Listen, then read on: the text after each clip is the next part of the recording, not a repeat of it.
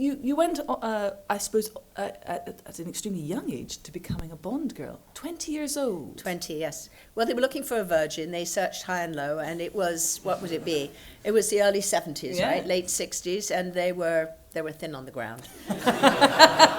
And somehow or other, I was close to the requirement, so they picked me.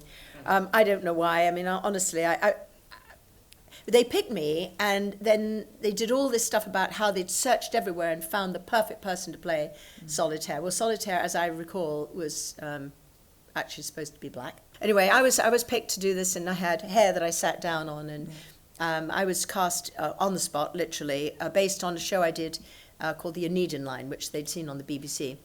We all remember the Oneida Line. Well, Emma Callan, playing a virgin again, typecast, and then age 40, playing a virgin again on Dr. Quinn. I'm really surprised they're not having me play virgins now, you know. It could happen, though, you never know. But the remarkable thing about getting you into Live and Let Die, and it was an important film because it was Roger Yes. Moore's first Bond. Yes. But the remarkable thing is, having thought, this is the Solitaire for us, they then tried to change the way you live. Oh, everything. So they realised I had two different coloured eyes. I have a green eye on the left and a brown eye on the right. And the brown eye isn't just plain brown, it's got green and blue in it as well. So they decided that wasn't good. So I either had to wear brown contact lenses or green contact lenses. My hair was down to here, and it was a sort of, with this kind of mousy brown colour. And they decided it had to be black, so they were going to dye it and cut it. And I said, well, while you're doing all this, should I have a wooden leg as well or something? I mean, what else are we going to do? And needless to say, they put a hairpiece on me and made my hair darker. They did do that, but I never had to wear contact lenses. I have worn contact lenses once in a movie where I played two characters, an Irish woman from the 30s who was reincarnated to a current woman, and I did the green, all green and all brown. And I don't look like me. It really throws who I am. I look like a different person. It's really weird, isn't it? It is very odd. And odder still, although Roger Moore didn't seem to do many of his own stunts in the first Bond. No, none. Well, there you go, none. And especially not running. But is he not a good runner? Right, okay. I think but did you do it? I did, and I don't know why. I mean, they said, okay, I was 20, you were very obedient, you do whatever they tell you. They said, okay, sit in the bus. I said, what's going to happen? Oh, don't worry about it. The bus is going to go there and it's going to be decapitated. I said, decapitated? I'm in the bus? I said, where's Roger? Oh, no, he's resting in his trailer. And then the world's press was there to watch this amazing stunt.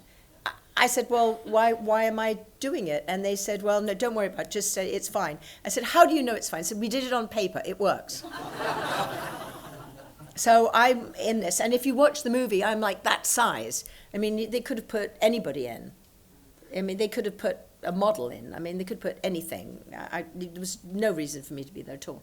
But it was very exciting afterwards. I mean, is there such a thing as a curse of the Bond girls, or did it improve things for you? Did it launch you as an actor? Well, I think it launches you as a name, and I mean, I'm still referred to as a Bond girl, even though it was... Still looks like a Bond girl, though, doesn't she? 44 years ago. 44 years ago, that's a long time. No, I was 20 when I did it, and it may have come out then, but I did it when I was 20. Anyway, there was a point where I was... turned down for some really major movies that I really wanted to do at the last minute because the director then found out that I'd been a Bond girl. And that was very distressing at the time. So then shortly after that, I was told that the smart thing for me to do was move to America where they wouldn't care. Yeah. Being a Bond girl was a good thing.